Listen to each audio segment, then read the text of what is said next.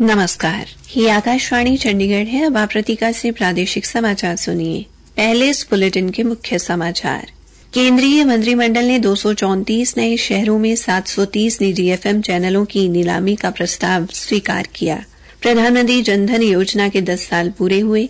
योजना के तहत अब तक 53 करोड़ से अधिक लाभार्थियों को बैंकिंग सुविधा प्रदान की गई। हरियाणा के राज्यपाल बंडारू दत्तात्रेय ने गरीब छात्रों के स्कूल छोड़ने की दर को कम करने और मातृभाषा में शिक्षा प्रदान करने पर बल दिया।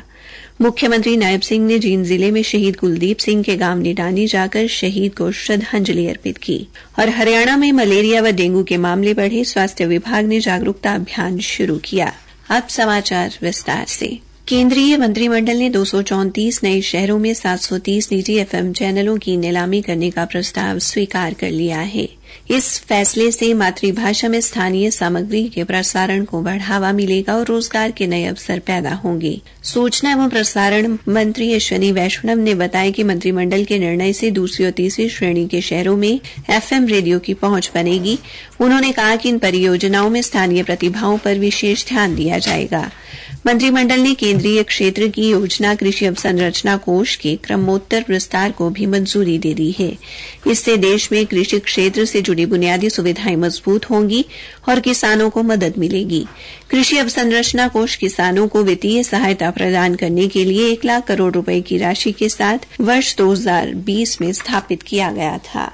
प्रधानमंत्री जनधन योजना के आज 10 साल पूरे हो गए हैं। योजना के तहत अब तक 53 करोड़ से अधिक लाभार्थियों को बैंकिंग सुविधा प्रदान की गई है।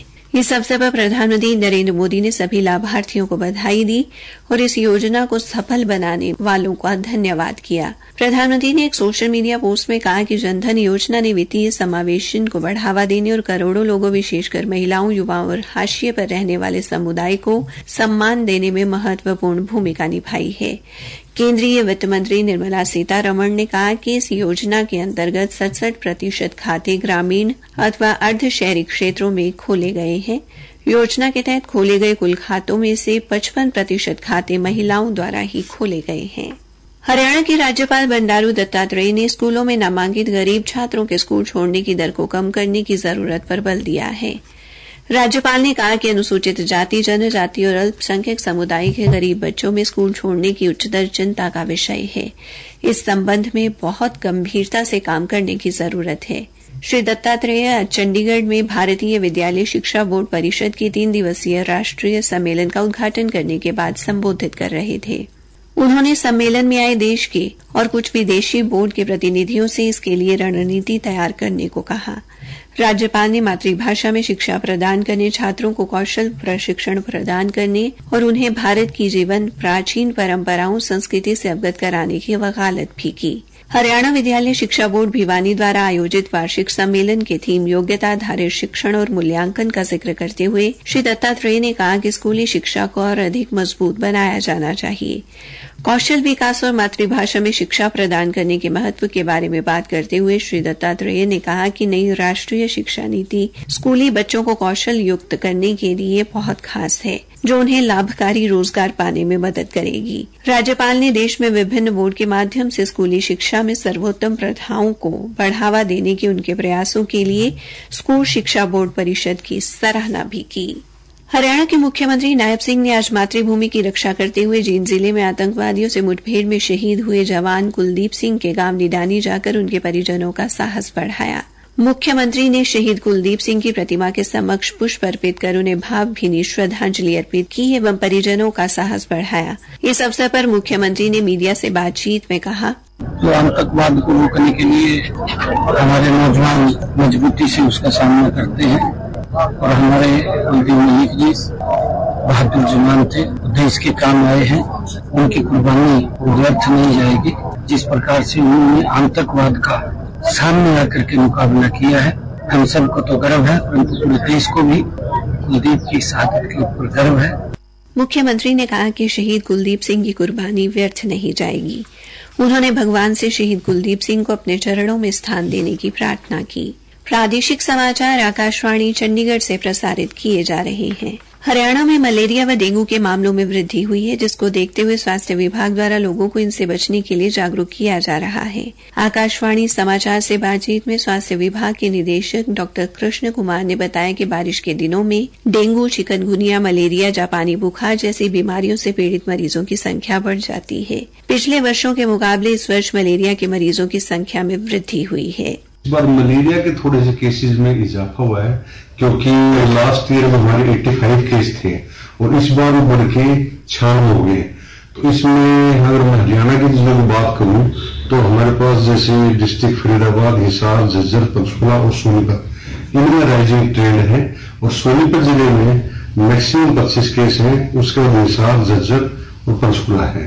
तो उन जिलों को हमने कंसर्न उनके जो डिप्टी सिविल सर्जन है, सिविल सर्जन से बात भी की है, तो हमने एरिया आइडेंटिफाई कर लिए। जैसे सोनीपत जिले में, क्योंकि राई एरिया, बड़खालसा और कोडली एरिया जो कि यूपी बॉर्डर से लगता हुआ है, तो इस तरह के माइग्रेटेड लेवल है, तो हमने वहां पे हर तरह की जितनी भी सोर्स रिडक्शन एक्टिविटी हम टाइम पे करवाते रहते, टीमें भी भेजते रहते हैं। स्वास्थ्य विभाग के निदेशक ने कहा कि लोगों को स्वास्थ्य संबंधी ली जाने वाली सावधानियों के बारे में भी बताया जा रहा है।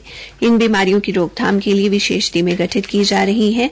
अधिक प्रभावित जिलों में दूसरे राज्यों से आने वाले मजदूरों पर विशेष ध्यान दिया जा रहा है। साथ ही इन क्षेत्रों में अधिक से अधिक फॉगिंग करने के भी निर्देश दिए गए हैं। डॉ कृष्ण कुमार ने लोगों से सावधानी रखने की अपील भी की। अपील करना चाहूंगा, क्योंकि संडे है, इतवार का दिन छुट्टी होती है, इसको ड्राई डे के रूप में मनाएं। तो इस दिन अपने घर में सदी में जितने भी वाटर कंटेनर, गमले या कोई भी पोट्स वगैरह उनको खाली कर दें, ताकि मच्छर पनप नहीं पाए। उसके बाद अपने जितने भी वाटर हैंड टैंक्स ये ऊपर, इनकी भी ढक्कन बंद कर रहे, इनकी भी क्लीनिंग जरूरी है। और उसके साथ साथ जैसे छोटे बच्चे, बुजुर्ग या गर्भवती, तो कपड़े हमें पूरी बाजू में पहने ताकि मच्छर काटे ना। हरियाणा के मुख्यमंत्री नायब सिंह ने आज नारायणगढ़, पुंडरी और समालखा में रोड शो किया। नारायणगढ़ में लोगों ने फूल बरसाकर, पगड़ी व मालाएं पहनाकर मुख्यमंत्री का स्वागत किया। रोड शो नारायणगढ़ के बाजारों से होता हुआ निकला। रोड शो को भारी समर्थन मिला। जननायक जनता पार्टी और आजाद समाज पार्टी में समझौते के बाद गठबंधन का आज पहला कार्यकर्ता सम्मेलन चरखी दादरी में आयोजित किया गया। जननायक जनता पार्टी इस बार 70 सीटों पर और आजाद समाज पार्टी 20 सीटों पर चुनाव लड़ेगी। आज सम्मेलन के दौरान मीडिया से बातचीत में जननायक जनता पार्टी के प्रमुख अजय चौटाला ने कहा कि पार्टी 2 सितंबर को उम्मीदवारों की घोषणा करेगी और टिकट देने में महिलाओं व युवाओं को प्राथमिकता दी जाएगी। नैना चौटाला द्वारा बाढ़ड़ा से चुनाव लड़ने बारे पूछे जाने पर उन्होंने कहा कि यह निर्णय भी 2 सितंबर को लिया जाएगा। श्री चौटाला ने कहा कि 2 सितंबर को ही पार्टी की केंद्रीय समिति की बैठक के बाद उम्मीदवारों की मौजूदगी में घोषणा पत्र जारी किया जाएगा। आज कुरुक्षेत्र में उपायुक्त सुशील सारवान की अध्यक्षता में हरियाणा गुरुद्वारा प्रबंधक समिति के हुए चुनाव में जथेदार भूपिंदर सिंह असंध को लगातार दूसरी बार सर्वसम्मति से समिति का प्रधान चुना गया है। हमारी संवाददाता ने बताया कि आज प्रधान व कार्यकारिणी समिति का चुनाव हुआ। इसके साथ ही अंबाला से सुदर्शन सिंह सहगल को वरिष्ठ उप प्रधान, कुरुक्षेत्र से बीबी रविंदर कौर अजराना को कनिष्ठ उप प्रधान, सुखविंदर सिंह मंडेबर को महासचिव, गुलाब सिंह मुनक को संयुक्त सचिव चुना गया है। पैरालंपिक खेलों का औपचारिक उद्घाटन आज फ्रांस की राजधानी पेरिस में हो रहा है। ये खेल 8 सितंबर तक चलेंगे। इन खेलों का उद्घाटन समारोह आज रात 11:30 बजे शुरू होगा। अंत में मुख्य समाचार एक बार फिर। केंद्रीय मंत्रिमंडल ने 234 नए शहरों में 730 निजी एफएम चैनलों की नीलामी का प्रस्ताव स्वीकार किया। प्रधानमंत्री जनधन योजना के 10 साल पूरे हुए। योजना के तहत अब तक 53 करोड़ से अधिक लाभार्थियों को बैंकिंग सुविधा प्रदान की गई। इसी के साथ ये समाचार बुलेटिन समाप्त हुआ।